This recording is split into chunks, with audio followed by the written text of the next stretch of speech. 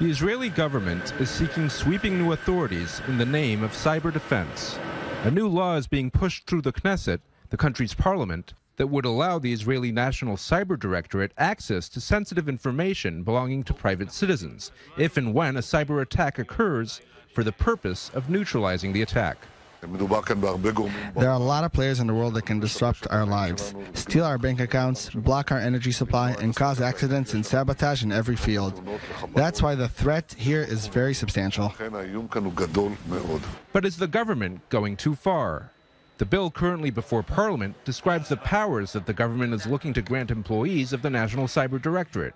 For example, a certified employee may demand that any relevant organization provide him with any information or document, including copies of computer materials required to locate, deal with, or prevent a cyber attack. This kind of authority would allow access not only to organizations that control critical infrastructure, but also potentially to private bank accounts or hospital records. The people who wrote this law were thinking, what happens if Israel is attacked tomorrow? But they didn't think about those authorities being taken and applied to particular cases. Another section allows directorate employees to seize computers or other items. And in certain cases, the bill even authorizes the directorate to raid private residences without need for a warrant. As a citizen, when I read the law, I cringe. I feel as though I'm becoming a citizen in a police state. I am forced to place too much trust in the judgment of people who are not judges, people without proper legal credentials.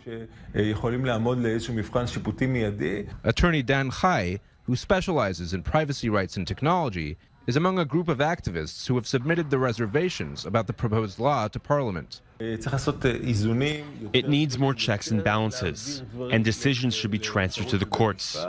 I would go even further and appoint the Cyber Commissioner on behalf of the public, who would represent another perspective in these decisions. Whether or not those recommendations will be taken on board now depends on the Israeli public's elected representatives. Shai Ben-Ari,